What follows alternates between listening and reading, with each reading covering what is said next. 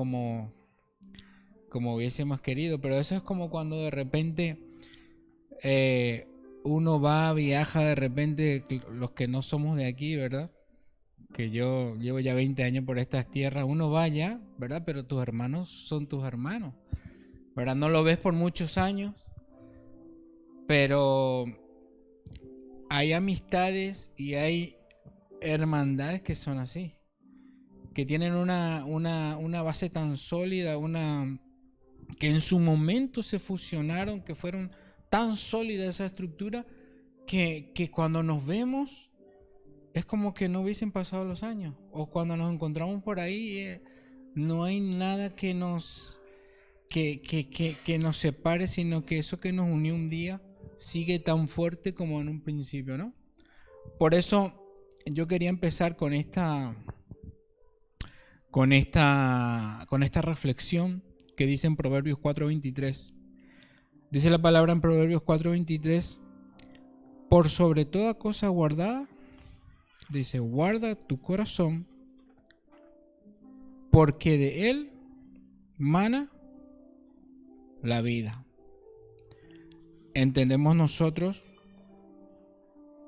que la vida Zoe, la vida de Dios, ¿verdad? Lo tenemos ahí, ¿no? 4:23 dice, sobre toda cosa guardada, guarda tu corazón, porque de él mana la vida.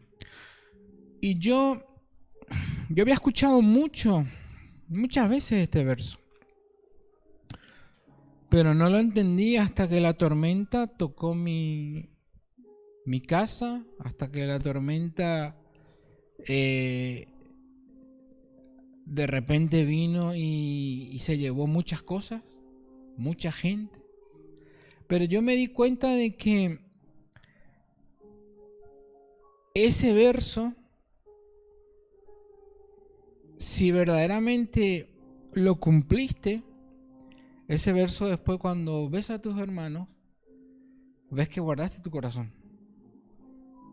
Porque tu corazón, por sobre todas las cosas, sobre todo viento y marea, hizo de que lo que hablé de un principio, ¿verdad? De que esa unión que una vez se fusionó con los hermanos, con los miembros, con aquellos que crecimos juntos, unos más grandecitos, otros más pequeñitos, ¿verdad?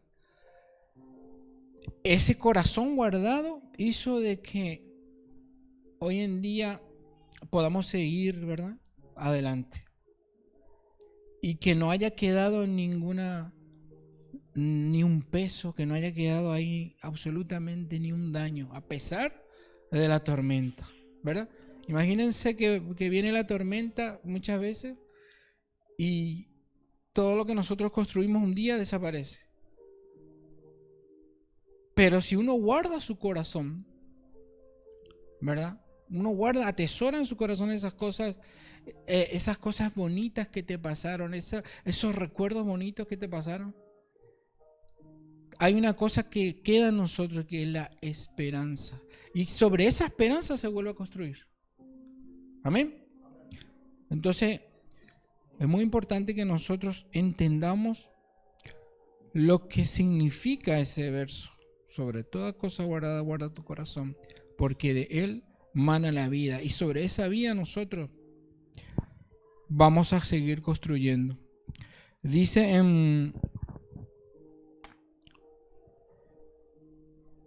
en Proverbios 23:7, porque cuál es su pensamiento en su corazón, tal es él. Está hablando de nosotros. ¿Cuál es su pensamiento en su corazón? Tal es él. Pero eso va a depender de qué manera nosotros nos esforzamos, ¿verdad?, para haber guardado nuestro corazón, y que después de ese corazón salgan las intenciones que nosotros tenemos con respecto a lo que fue sembrado en nosotros. Amén. Aleluya. Y yo me siento hoy en esta casa, ¿verdad?, tan cómodo, tan querido, ¿verdad?, tan bendecido, tan honrado, ¿verdad? Porque a pesar de que es probable que muchas caras no me conozcan, ¿verdad? Yo tampoco a ellos. La mamá de esta casa me conoce y yo la conozco. Amén. Y entonces ya los hijos tienen esa confianza. Ah, mi mami le conoce a esa persona. Amén. Pero hoy quiero hablar de... Me preguntaron las chicas, ¿verdad? ¿Cómo se llamaba la prédica? Y yo les dije, mi pequeño gran Jesús. Y muchos podemos preguntarnos, pero ¿Jesús pequeño? Sí, Jesús un día fue pequeño. ¿Y por qué pequeño gran Jesús? Porque desde el momento que nosotros aceptamos a Cristo como Señor y Salvador, Cristo nació en nosotros, ¿verdad? Él nació en nosotros, en cada uno de nosotros. Pero a partir de ahí, es nuestra responsabilidad alimentarlo. ¿Alguna vez nos pusimos en esa tesitura, en ese pensamiento de que yo tengo que alimentar a ese Jesús? Dice que una de las cualidades que nos dio nuestro Creador fue de que nosotros tengamos la libre decisión sobre las cosas, ¿verdad? Yo decidí buscarlo un día a Jesús, ¿verdad? En mi corazón. Y lo encontré. Pero a partir de ahí, ¿qué viene? A partir de ahí, ¿qué hago? ¿Verdad? A partir de ahí hay una gran responsabilidad de que yo lo tengo que ¿qué? Cuidar, alimentar y que pueda ¿qué? Crecer dentro mío. Porque muchas veces los cristianos nos encontramos en la situación de que de repente pasa el tiempo, pasan los años, pasan situaciones, vemos que otra gente va por aquí, va por allá, pero de repente yo me paro y me miro en el espejo, miro en mi interior, veo lo que yo he hecho y veo que yo no he tenido el crecimiento que en ese momento yo pensé tener. Porque cuando empezamos un proyecto, todos tenemos en nuestra mente, todos tenemos en un esquema figurado de dónde quiero llegar. Es como que aquel que construye una casa viene con el plano, el arquitecto, y le dice, y yo empiezo los cimientos, empiezo a levantar los ladrillos, y después me quedo a media altura. O porque se acabó el dinero, ¿verdad? Lo más probable. O porque de repente en ese proyecto empezamos, ponle que fue el matrimonio. Y de repente a mitad del proyecto empezamos a tener visiones diferentes, ¿no? Otras prioridades. Porque los seres humanos nos movemos por las prioridades, ¿verdad? Lastimosamente, muchas veces tenemos que vivir nuestra realidad, ¿verdad? Y a veces no podemos. O me compro la media o el calcetín o me compro el zapato, ¿no? O hago esto o hago lo otro. Suele pasar, ¿no? Suele pasar. Lo primero que tenemos que entender nosotros como cristianos, como hijos de Dios, como aquellos que aceptamos las condiciones de aquel que nosotros buscamos, es entender en el momento uno, desde el primer momento, nuestra situación. Ver cómo estamos. Porque nosotros no llegamos, si estamos buscando desesperadamente a alguien que nos eche una mano, cuando llegamos probablemente llegas con la fuerza justa, ¿verdad? Y encontramos que tiene condiciones. El cristianismo tiene condiciones. Seguirle a Cristo tiene condiciones. Muchos dicen, no, pero sí es fácil. tiene condiciones. Y a partir de que Él nace en nosotros, a partir de que yo lo encuentro, usted no ha escuchado a la gente que muchas veces dice, yo busco todos los días a Jesús. Todas las veces que busquemos a Jesús, todas las veces que lo busquemos, lo vamos a encontrar. Si lo buscas de corazón, si lo buscas de repente incluso movido por una necesidad, lo vas a encontrar. Pero ahí te hago una pregunta. Cuando lo encuentras, ¿le sigues? Cuando lo encontramos a Jesús, ¿le seguimos? Entonces vemos que hay gente que busca y gente que un día lo encontró pero que lo está siguiendo. Pero como digo, siempre nosotros nos damos un golpe de realidad cuando vemos las limitaciones que tenemos. Pero ¿cómo yo combato con esas limitaciones? Primeramente reconociendo cuáles son. Amén. Porque dice la palabra en Gálatas 4, del 1 al 20.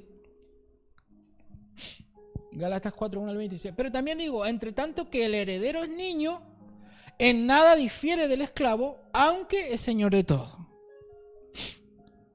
Quiere decir que nosotros, cuando Cristo nace en nosotros, cuando el Salvador me abre esa puerta, y yo me puedo ya hacer llamar cristiano, porque soy un pequeño Cristo, ¿verdad? Siendo todavía en una etapa de infante, poco puedo hacer. Porque dice que aunque haya muchas promesas sobre mi vida, aunque haya muchos títulos nobiliarios, si yo no salgo de esa situación de niñez en un periodo adecuado, en un periodo en el que yo tengo que salir, no voy a dejar de ser con el tiempo ¿qué? Como un esclavo. O sea que indefectiblemente la etapa de la niñez sí es hermosa. Es más, dice que nosotros tenemos que ser, en cuanto a la malicia, tenemos que ser como niños. Porque tenemos que ser enseñables, maleables para con Dios. No tenemos que ser tardos para la ira. Pero en cuanto al entendimiento, nosotros tenemos que ¿qué? Empezar a entender de que el alimento que se me es soltado, yo lo tengo que aprovechar. Porque si yo no aprovecho ese alimento, mi crecimiento va a ser ¿cómo? Deficitario. Amén. Y una falta de crecimiento en un tiempo estipulado, ¿qué es lo que trae después? Decepción, frustración, ¿verdad? Y todo lo que conlleva una expectativa que yo he tenido sobre algo y que no se cumple, ¿verdad? Y nosotros como cristianos tenemos muchas expectativas. Pero Dios sobre nosotros también las tiene. Amén. Vamos a ver lo que dice Efesios 4:13, por favor. Efesios 4:13 dice, a fin de perfeccionar a los santos para la obra del ministerio, dice, al 13, dice, hasta que todos lleguemos a la unidad de la fe y del conocimiento del Hijo de Dios, a un varón perfecto, dice, a la medida de la estatura de la plenitud de Cristo. ¿Sabe que la mayoría de las veces que leemos ese verso, lo vemos como una como un imposible? Leemos ese verso y decimos, eso no es para mí. ¿Verdad? Entonces ya nosotros nos ponemos un límite mental cuando leemos eso que está escrito. Llegar a una unidad de fe, llegar a una estatura, llegar a una plenitud.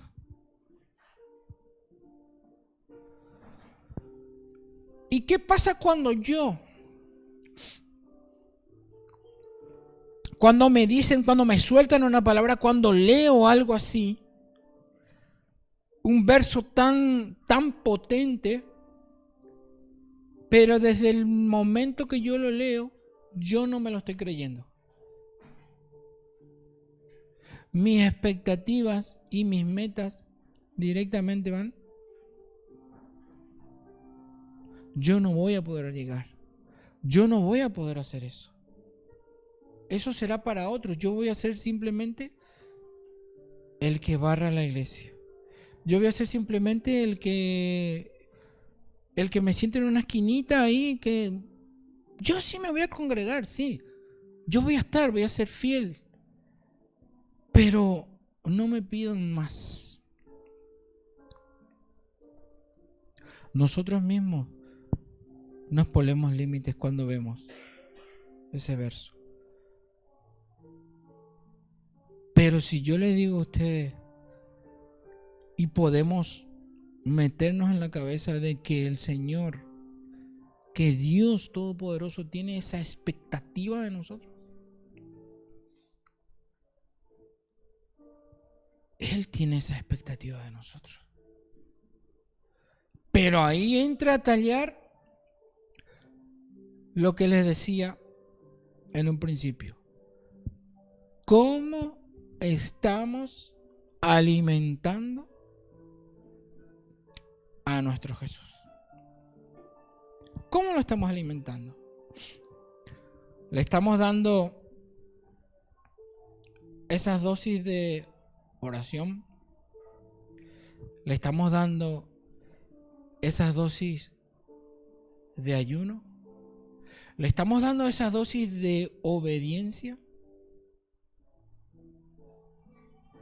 ¿Estamos teniendo en cuenta lo que decía Pablo de que todo me es lícito, pero no todo me conviene?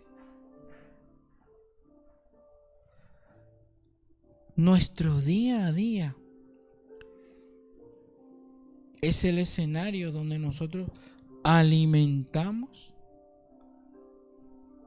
a nuestro Jesús interior. Tu día a día.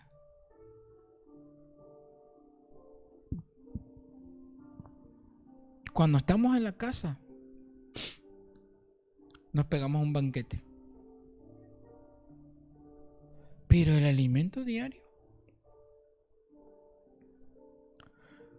si nosotros pretendemos nutrir todo nuestro cuerpo de banquete en banquete y no le damos prioridad, no le damos importancia al alimento diario, seguramente vamos a tener un crecimiento deficitario. Seguramente vamos a tener algunas carencias. Alguna vitamina, algo te va a faltar. Porque por más que nosotros nos empachemos de comida en un asado, como mucho mañana vas a estar sin querer probar comida. Pero ya después de 2 o 3 días... Claro.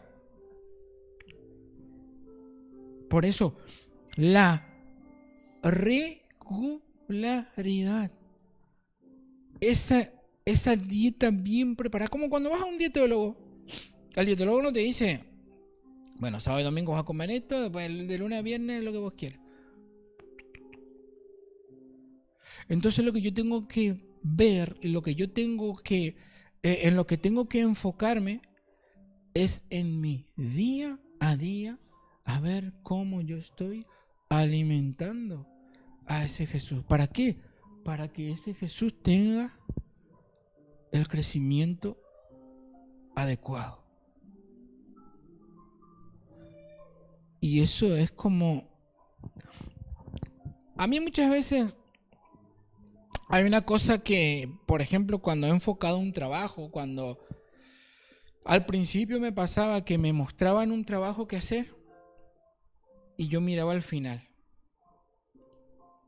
y me desmoronaba.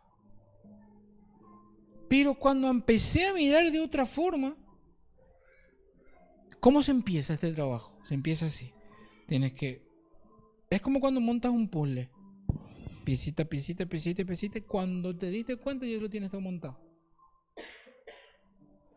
Esa es la manera de que nosotros enfoquemos, a mi humilde entender, el Evangelio.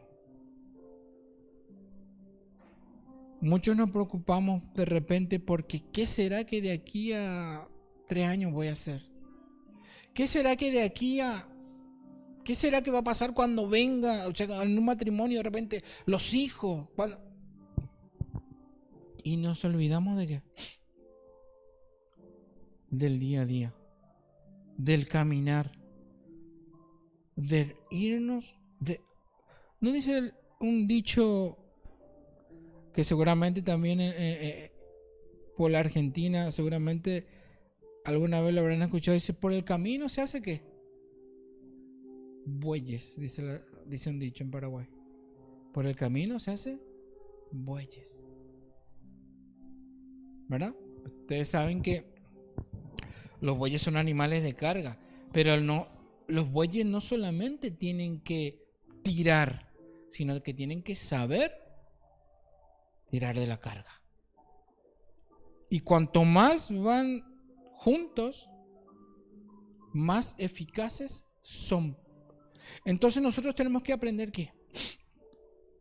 A ir pasito a pasito, alimentando, dando ese alimento diario, teniendo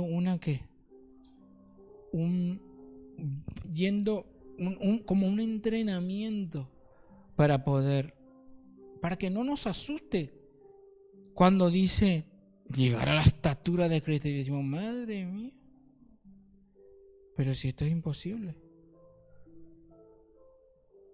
Pero si el Señor habló de nosotros de esa manera, es porque Él tiene esa expectativa de nosotros. Amén. ¿Cuántos de nosotros de repente en algún ámbito de nuestra vida alguien te dijo, te voy a dar esta responsabilidad? Y nosotros probablemente dijimos, yo lo veo mucho para mí. Pero el que te vio, el que sabe más, el que te dio esa posición, sabe por qué lo hizo. Y sabe que vas a tener esa capacidad de llegar. Que no va a ser fácil. No va a ser fácil. Pero están todos los ingredientes puestos para que nosotros podamos ir creciendo. Amén. Miren, 1 Corintios 13, 11. Vamos a ir leyendo versos. 1 Corintios 13, 11. Dice, cuando yo era niño hablaba como niño, pensaba como niño, juzgaba como niño, mas cuando ya fui hombre, dejé lo que era niño. Es una etapa hermosa. Sobre todo cuando llegamos en una casa. A mí me pasó. Yo cuando llegué a una casa y nací dentro de una casa, yo no puedo quejarme de mis cuidadores, ¿verdad? Me dieron ese cuidado de niño y me dijeron, por aquí hay que ir, de la manito aquí, de la manito allá, hasta que me soltaron. Amén. Es hermosa la etapa de niño, pero nuestra meta tiene que ser, estoy hablando a nivel genérico, ¿verdad? Porque hoy en día está tan el tema de los géneros está tan... Estoy hablando del tema genérico. Dios busca de nosotros que cuando estemos en una posición de hombre, sea varón o mujer, nosotros nos comportemos y hablemos como hombre. Amén. Primera de Samuel 2:26. Primera de Samuel 2:26.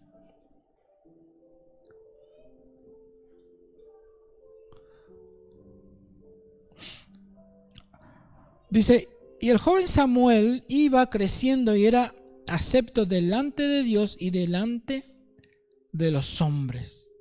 Amén. ¿Dónde crecía Samuel? En el templo. ¿Dónde recibía él el alimento que le daba crecimiento? En el templo. Amén. Vamos a leer Marcos 4, 19, 20. Por favor.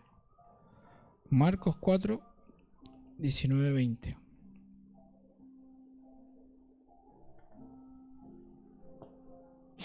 Marcos 4, 19. Ay, ay, ay. Dice, pero los afanes de este siglo y el engaño de las riquezas y las codicias de otras cosas entran y ahogan la palabra y se hacen infructuosa.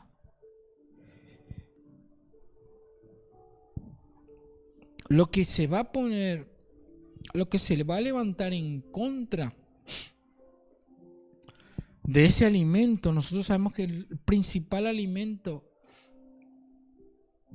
para nosotros dentro del cristianismo es la palabra de Dios. La palabra, por ejemplo, que se elabora en esta casa. Pero de nada me sirve si yo vengo un sábado, un domingo y me sueltan una clase de potaje, ¿verdad? Que encima la madre de la casa le echó todos los condimentos, le echó tiempo, le echó amor, le echó atención, le echó de todo, ¿verdad? ¿Para qué? Para luego, como el avioncito, ábrelo un poquito, ábrelo, ¿verdad? Porque a muchos les gusta que se les dé comer así, ¿verdad?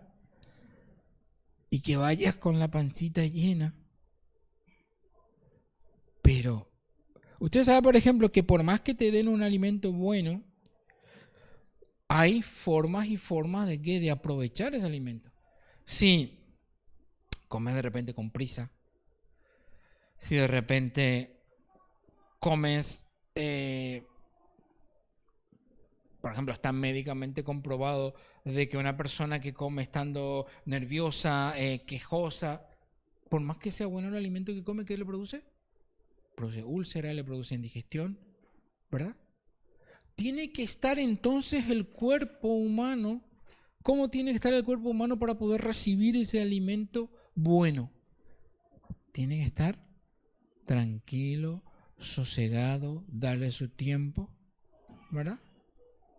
Que te sientes en la mesa y digas, no, es que no tengo tiempo, tengo que salir. Por más que sea bueno lo que estás comiendo, si lo comes en 5 minutos, lo tragas, te bebes un vaso de agua o refresco, lo que sea, ese alimento no es aprovechado.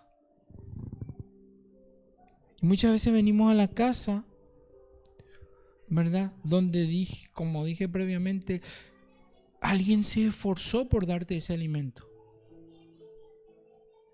¿verdad? ¡Qué bueno! Por eso habla de la tierra.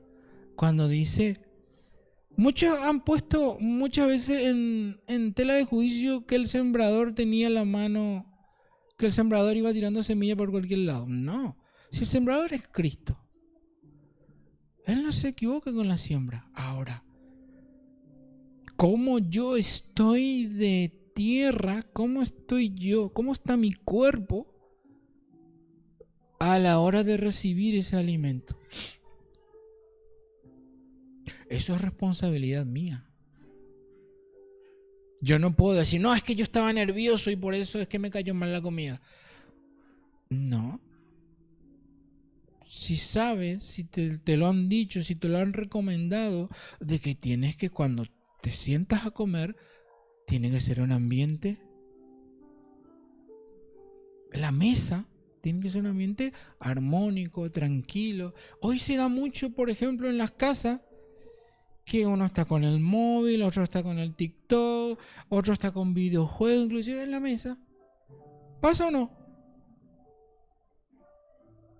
Y no se rompe solamente el hecho del aprovechamiento de esos alimentos, estamos hablando de lo natural, sino que se va rompiendo las relaciones. Pero nosotros que somos hijos de Dios tenemos que entender ese orden y llevarlo más allá,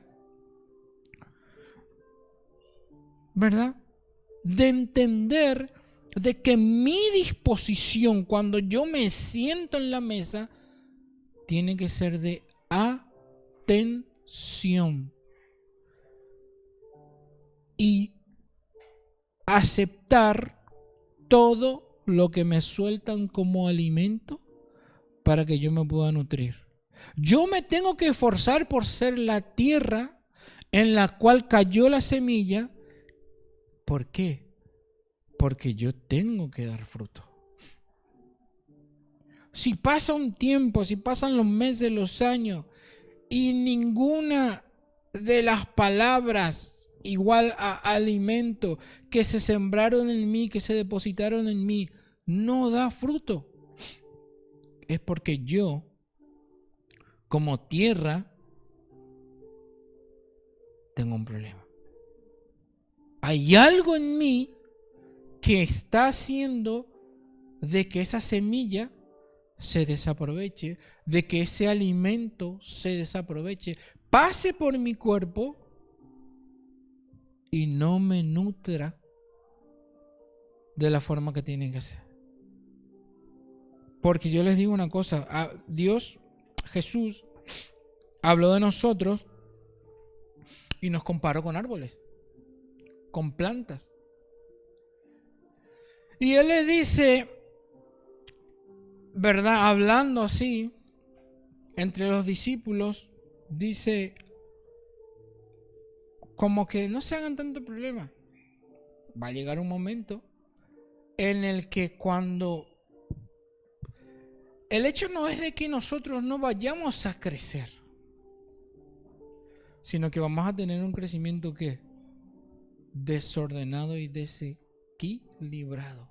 No vamos a llegar a una plenitud, pero crecer, vamos a crecer. Para lo bueno o para lo malo. Porque el fin es que usted y yo algún día demos fruto. Pero Jesús habló sobre eso. Dijo, va a llegar el momento en que ustedes le van a conocer por sus frutos. Por sus frutos. El árbol bueno no puede dar malos frutos. Y el árbol malo no puede dar buenos frutos. Así que por sus frutos los van a conocer. Entonces, ¿por qué es importante? ¿Por qué es tan importante que nosotros, primeramente, nos hagamos un autoanálisis, nos centremos en nosotros mismos y veamos en qué condiciones, qué estatura, cuán buen nutrido está el Jesús que está en mi interior? Porque yo tendré que evaluar cuánto tiempo se me está soltando alimento, cuánto tiempo se está invirtiendo en mí y qué frutos estoy empezando a dar yo.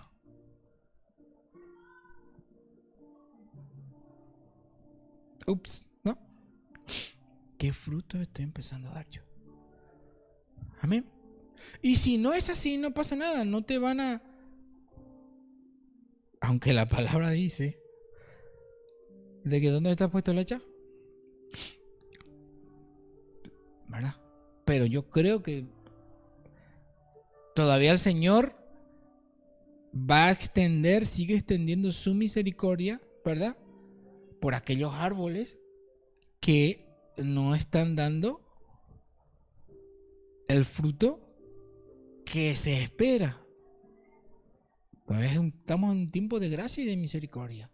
La gracia todavía está sobre nosotros, ¿verdad? Pero no nos olvidemos de que hay un hacha puesta. Imagínense. Estamos como la espada de Damocles, ¿no? Hay un hacha puesta. Pero eso no me tiene que impedir el miedo a que pueden cortarme. No me tiene que impedir el hecho de que yo entienda de que si yo estoy haciendo bien las cosas, si yo estoy aprovechando el alimento, si yo estoy invirtiéndome en lo que verdaderamente Dios me llamó, entonces yo voy a tener un crecimiento que conforme y acorde a las expectativas que tiene sobre mí mi pastor, mi esposa, mi esposo, mi hermano, mi hermana, incluso los hijos nuestros pequeños. Muchas veces no nos dicen acaso, papá, mamá, ¿acaso no tenemos que ir al culto o hacer esto o hacer lo otro? Nosotros somos, cuando aceptamos a Cristo Señor y como Señor y Salvador, empezamos a ser seres de los cuales hay expectativa. Hay mucha expectativa sobre nosotros. Obviamente las mayores y las más importantes, las que Dios tiene sobre nosotros. Pero si Dios tiene expectativas hacia mí, también los hombres tienen expectativas hacia nosotros. Amén. Nuestros seres queridos, las personas que amamos, todos los que tenemos a nuestro alrededor. Hay expectativas. Amén. Todos nos están observando. ¿Por qué? Porque todos esperan de nosotros ese fruto. Del primer fruto que van a probar, sabemos nosotros que Jesús es el que, ese manzano dulce. Pero hasta que lleguen al manzano dulce, mucha gente primero van a tener que probar ¿de qué? De nuestro fruto. Para eso Dios nos puso árboles de justicia, plantío de Jehová. Dios, Jesús, quiere dar esos frutos, ese manzano dulce que Él tiene. Pero antes nosotros vamos a tener que atraerlos con los frutos nuestros. Amén. ¿Se entiende? Ahora,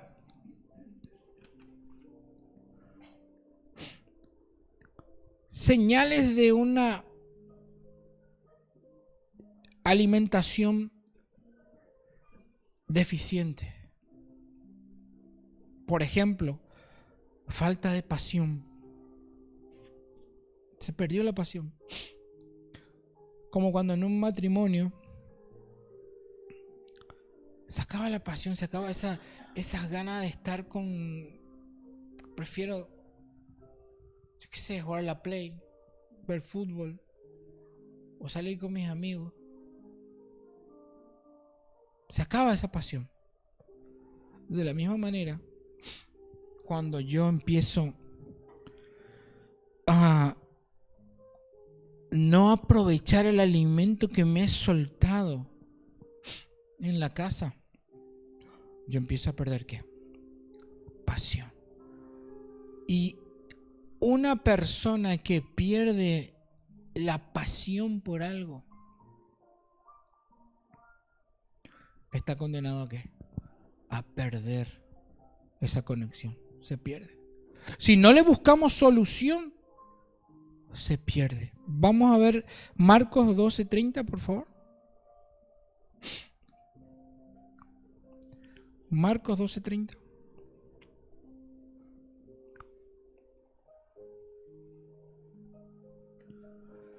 Dice, y amarás al Señor tu Dios con todo tu corazón y con toda tu alma y con toda tu mente y con todas tus fuerzas. Este es el principal mandamiento. Yo tengo que empeñarme a que esa pasión que tenemos por el Señor no sea ni al 70, ni al 80, ni al 90, que sea al 100%. Porque si la pasión se desgasta. Si Cristo no hubiese sido apasionado por lo que Él vino a hacer a la tierra, se hubiese rendido en el Getsemaní.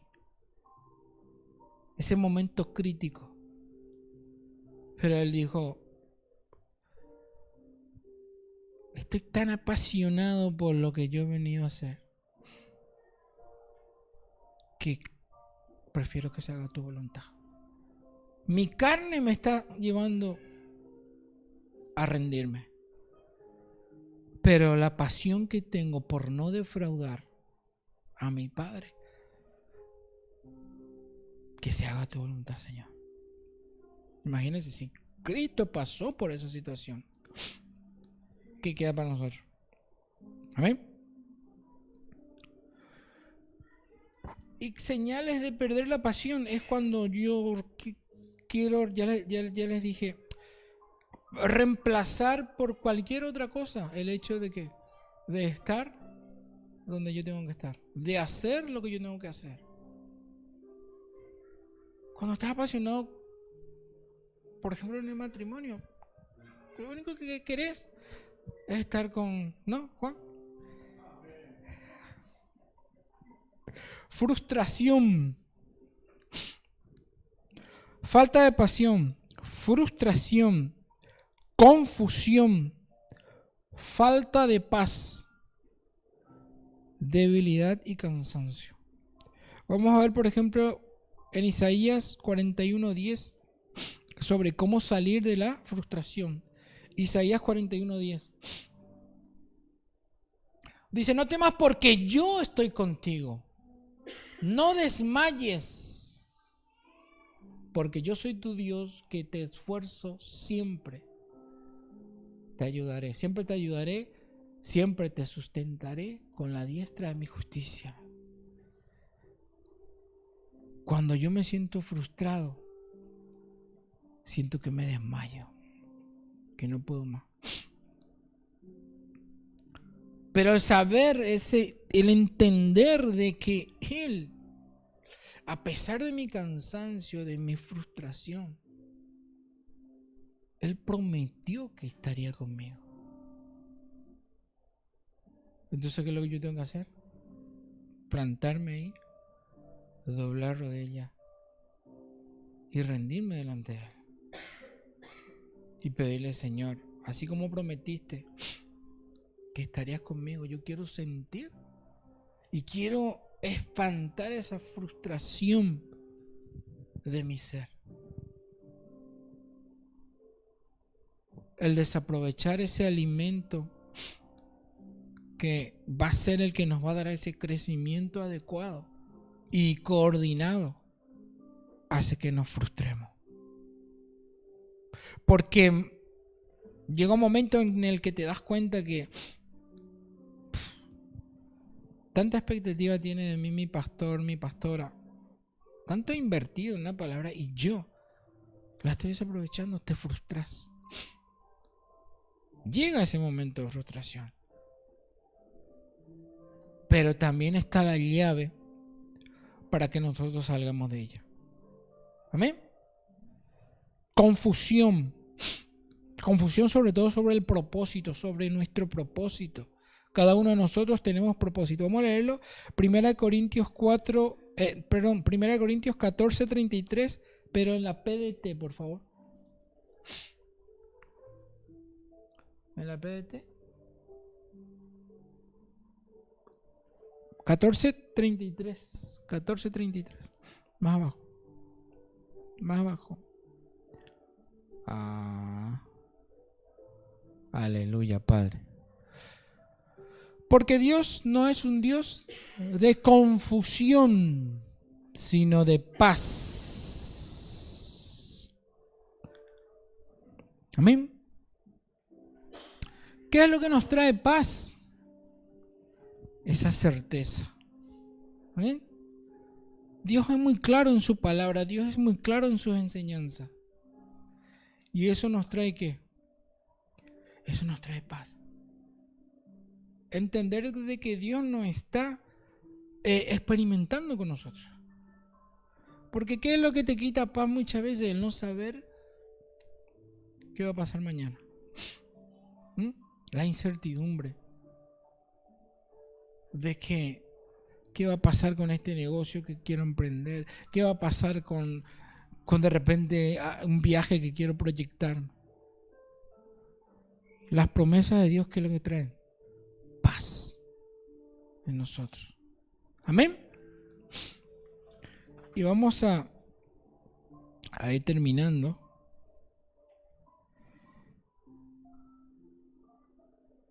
Hay una etapa en la cual nosotros tenemos que empezar a experimentar madurez. Amén. Decía el versículo, cuando era niño, pensaba como niño, actuaba como niño. Pero nosotros tenemos que tener ese anhelo porque Dios nos vea como maduros. ¿Verdad? Obviamente que el crecimiento no va a ser por igual. Ni siquiera en una casa. Muchas veces, yo qué sé, algunos con 12, 13 años tienen un pensamiento, otros con 15. Pero importante que nosotros tengamos ese anhelo porque Dios nos trate como personas maduras. Muchas veces nos molesta cuando alguien te quiere menospreciar. Le decían a Timoteo, Pablo le decía a Timoteo, que nadie tenga un poco tu juventud. O sea, a pesar de que te ven, de repente todavía no tenés ni pelo en la cara, ¿verdad? Muéstrale que tú eres un maduro, un adulto. ¿Por qué? Porque el cristianismo, el evangelio, es cosa de adulto. Empezamos como niños, pero cuando las papas queman, cuando vienen los problemas, cuando vienen las situaciones, tenemos que actuar y solucionar las cosas como adultos. Amén. Pero para eso tengo que yo ser muy consciente de que me tengo que ocupar del alimento de mi pequeño Jesús. Amén. Segunda de Tesalonicenses 1:3. Segunda de Tesalonicenses 1:3.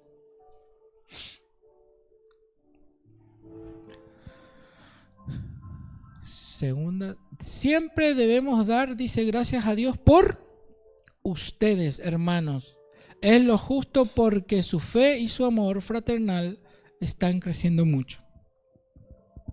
¿Saben cuál es la evidencia? ¿Cómo nos evidenciamos cuando nosotros empezamos a ser adultos en el Evangelio? ¿Qué es lo que nosotros como mamás y papás nos pasa cuando tenemos nuestros hijos? Es posible que tengas los zapatos rotos, ¿verdad? Pero, ¿qué te preocuparía más? Si pudieses comprar solo un par de zapatos, ¿a quién le comprarías? A tus hijos. ¿Saben que cuando dice la palabra, yo esto entendí hace poco, dice,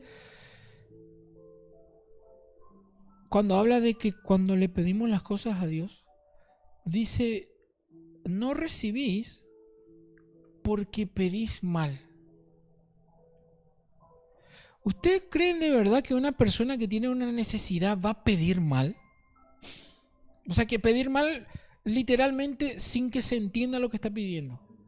Si yo tengo hambre, yo pido pan. Si yo tengo sed, yo pido agua. ¿Se entiende? ¿Se entiende lo que estoy pidiendo? Pero ¿saben por qué dice Dios de que pedimos mal, por eso no recibimos? Porque está mal delante de Dios pedir para sí mismo. Cuando nosotros empezamos a ser adultos en el Evangelio, hacemos esto. Empiezas a pedir por otros, por la necesidad de otros, orar por otros.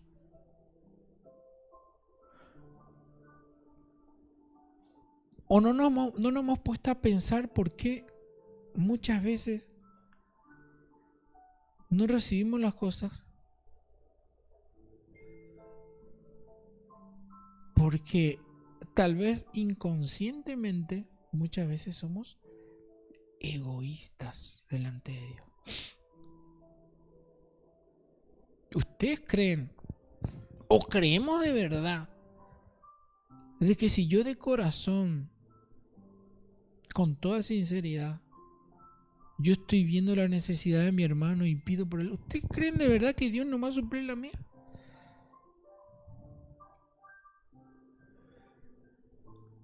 Ahí es cuando nosotros empezamos. ¿Jesús acaso pidió algo para sí? Cuando decía que él crecía, llegaba a una estatura de varón perfecto, a una plenitud, ¿pidió algo para sí él? Ni siquiera pidió clemencia. No pidió siquiera clemencia. No le decían que por qué no pedía un ejército de ángeles para que lo ayudaran. Porque él estaba actuando en favor de quién. ¿Qué decía él? Hijitos míos. Entonces, cuando nosotros empezamos a entender, primeramente a ponernos fuertes con el alimento que se me soltó, yo tengo que empezar a saber pedir como un adulto. Y no teniendo miedo de que si yo no pido para mí, porque está muy arraigado entre nosotros el tango ese que dice que entre el que no llora no mama, ¿no? Estamos muy acostumbrados nosotros a hacer yo, y yo, y yo, y yo. Para mí primero y si sobra para el resto. Eso es una actitud de niño. Y eso está muy arraigado dentro del Evangelio. Para mí lo mejor, para mí. En tal caso nosotros, si pedimos algo para nosotros, tiene que ser lo que hablaba la pastora en la oración inicial. Danos fe, Señor. Danos fuerza. Danos amor. Esas cosas sí que las pedimos para nosotros. Pero nosotros, Señor, muchas veces nos pasa, escúchenme bien, tenemos muchas veces un trabajo que sí, que no será el ir a sentarte en una oficina y por firmar papeles que te pagan 3.000 euros mensual. Tenemos muchas veces un trabajo. Y sabemos que hay un semejante nuestro que no tiene siquiera el trabajo que yo estoy despreciando. Y pedimos un trabajo mejor para nosotros.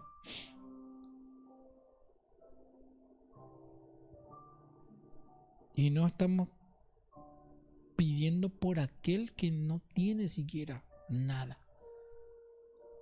Eso pasa entre nosotros. Pasa. A mí me pasa. Me pasó. No somos agradecidos con lo que tenemos, cuando hay otros que ni siquiera tienen lo que nosotros estamos despreciando. Por eso como cristianos, ¿cuál va a ser la evidencia de que nosotros hemos crecido y de que podemos decirnos, codearnos entre adultos y decir, yo ya soy grandecito? Cuando yo empiezo a ocuparme de los problemas de los demás. En todo lo que podamos. Amén. Y generalmente es lo que más cuesta. A nivel espiritual. Porque nos arrodillamos muchas veces, incluso en tus madrugadas con Dios, pero otra vez para pedir por mí. Por mí, por mis problemas, por mi casa, por mí. Amén. ¿Qué decía Pablo? Orad los unos por los otros. El mejor sistema de cobertura que haya podido existir jamás lo creó Pablo. ¿Verdad? Obviamente iluminado por Dios. Pero lo diseñó él. ¿Por qué?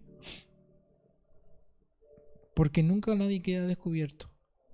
Si yo te cubro de manera espiritual en oración y tú haces lo mismo, entonces nadie queda descubierto. Por eso él decía, orar los unos por los otros, pero de una forma que adulta, entendiendo. Amén. De que lo que yo pido para otros, eso verdaderamente puede mover el corazón de Dios. Amén. Aleluya. ¿Se entiende entonces que tenemos que no preocuparnos, sino que ocuparnos de alimentar a nuestro Jesús? Por eso le puse la prédica, mi pequeño gran Jesús, ¿verdad? Porque en nosotros tiene que crecer y en nosotros se tiene que evidenciar. Amén. Denle un fuerte aplauso al Señor.